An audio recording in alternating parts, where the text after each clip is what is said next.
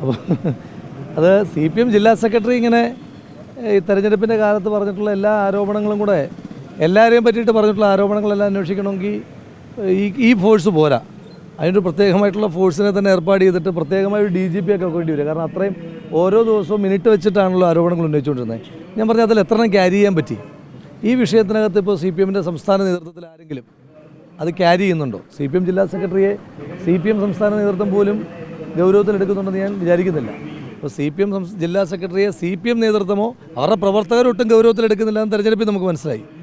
അപ്പോൾ അവരുടെ നേതൃത്വവും പ്രവർത്തകരും കണക്കിലെടുക്കാത്ത ഒരാളുടെ അഭിപ്രായത്തോട് ഞാനെന്ത് പ്രതികരിക്കാനാണ് എന്നുള്ളൊരു വിഷമം മാത്രമേ ഉള്ളൂ. 2, ഇനി ഇതിനകത്ത് എനിക്കെന്തെങ്കിലും ചെയ്യാനുണ്ടോ?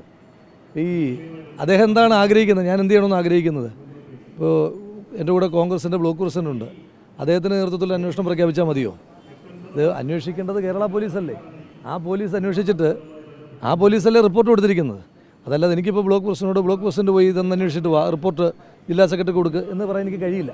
അപ്പോൾ കേരള പോലീസാണ് അന്വേഷിക്കേണ്ടത്. അത് അന്വേഷിച്ചു, റിപ്പോർട്ട് കൊടുത്തു. ഇനി അതിനപ്പുറം അദ്ദേഹത്തിന് എന്തെങ്കിലും സംശയം ഉണ്ടെങ്കിൽ അവർക്ക് തന്നെ കമ്മീഷനൊക്കെ വെക്കാൻ പറ്റുമല്ലോ.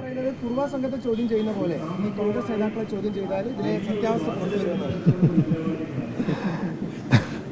ഞാൻ ചോദിക്കുന്നത് ഈ കുർവാ സംഘമായിട്ടുള്ള ബന്ധം എനിക്കില്ല.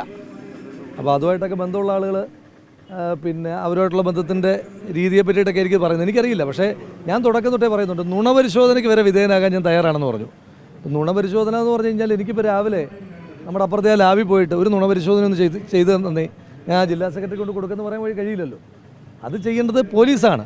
അപ്പോൾ അദ്ദേഹത്തോട് നമ്മളോടും നിങ്ങളോടും പറയാതെ പോലീസ് അദ്ദേഹം കൊടുത്ത പരാതിയല്ലേ ഒന്ന് ആലോചിച്ച് നോക്കട്ടെ. CPM ജില്ലാ സെക്രട്ടറി കൊടുത്തൊരു പരാതിയിൽ FIR എടുക്കാൻ പോലും പോലീസ് തയ്യാറാകുന്നില്ലെന്ന് പറഞ്ഞാൽ അദ്ദേഹത്തിൻ്റെ വിലയെപ്പറ്റി ഒന്നുകൂടെ അന്വേഷിക്കുന്നത് നന്നായിരിക്കും എന്നാണ് എനിക്ക് അദ്ദേഹത്തോടുള്ളൊരു സ്നേഹോപദേശം.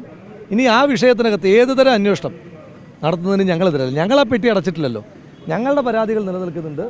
ഞങ്ങൾ ആ പരാതികൾക്ക് മുകളിൽ ആക്ഷൻ ഉണ്ടായില്ല എങ്കിൽ ഞങ്ങൾ അതിൻ്റെ നിയമ നടപടികളുമായിട്ട് കോടതിയിലേക്ക് പോകും. ഇതാണ് ഞങ്ങൾക്ക് പറയാനായിട്ടുള്ളത്.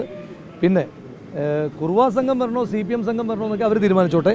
ഏത് സംഘത്തിന് മുന്നിൽ ഇരിക്കാൻ ഞങ്ങൾ തയ്യാറാണ്.